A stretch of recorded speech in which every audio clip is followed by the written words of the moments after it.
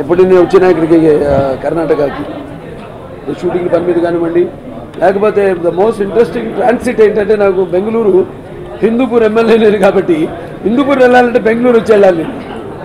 నాకు ఇక్కడ ఒక ఫ్యామిలీ ఉంది.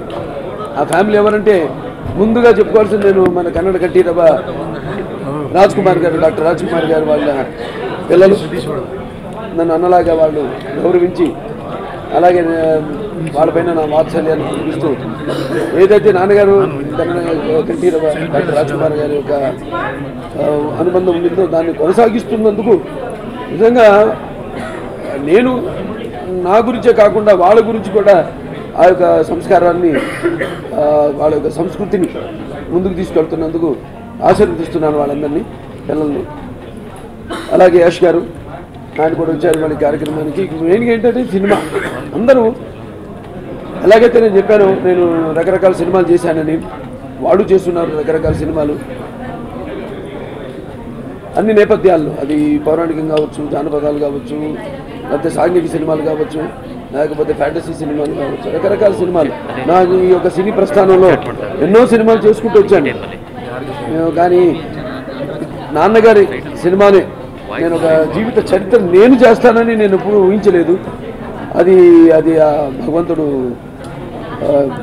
నాకు ఇచ్చిన ఒక అవకాశంగా భావిస్తాను. బాధ్యత, అవకాశంగా నా వంతు ఒక బాధ్యతగా భగవంతుడు నాకు ఇచ్చిన ఒక అవకాశంగా నేను భావిస్తాను.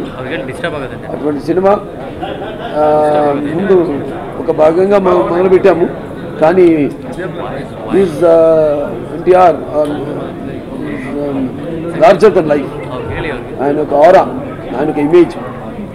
సో అటువంటిది ఒక భాగంలో న్యాయం చేయలేమని రెండు భాగాలుగా ఇప్పుడు ఏదైతే ఒక భాగం ఎన్ని రోజులు తీసుకుంటుందో రెండు భాగాలు కూడా అన్ని రోజుల్లోనే రెండో భాగం కూడా పూర్తిగా వస్తుంది. మొదటి భాగం రేపు జనవరి 9న. ఏ రోజైతే నాన్నగారు 1983లో ఉమ్మడి ఆంధ్రప్రదేశ్ ముఖ్యమంత్రిగా ప్రమాణ స్వీకారం చేశారో అదే తారీఖున ఎన్టీఆర్ కథానాయకుడు మొదటి భాగం విడుదల కాబోతుంది.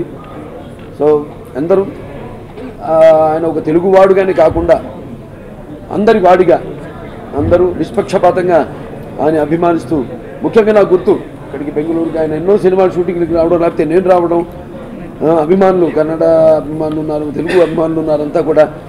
మరి ఇంతమంది అభిమానులు నాకు దొరకడం భావస్థరాన్ని జన్మాంతర సౌహృదాన్ని అంటారు. ఆయన పూర్వజన్మ వాసనతో మనకున్న పరిచయంతో ఎంతమంది ఉన్నారో అందులో ఒకళ్ళిద్దరిని మనం ఈ జన్మలో సంపాదించవచ్చు. కానీ ఇంతమంది వందల లక్షల కోట్ల మంది అభిమానుల్ని పొందడం అనేది అది నా జన్మల అంటే అది అనుబంధము, జన్మల అనుబంధము, ఏ రుణానుబంధము, ఏ విడతీయలేని అనుబంధము కదా అని నాకు అనిపిస్తుంటుంది.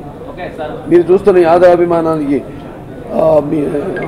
మీ అందరికీ నా కృతజ్ఞతలు తెలియజేసుకుంటూ, నేను చేస్తున్న ప్రతి ప్రయత్నానికి ఏదైతే నిర్మాతలు, దర్శకులు నా మీద నమ్మకంతో రకరకాల భిన్నమైన కథాంశాలతో సినిమాలు తీస్తున్నారో వాటిలన్నింటినీ ఆదరిస్తూ నన్ను మీ సొంతపాడిగా ఒక నటుడిగా కాకుండా నన్ను చూస్తున్నందుకు మీ ప్రతి ఒక్కరికి నా కృతజ్ఞతలు తెలియజేసుకుంటున్నాను.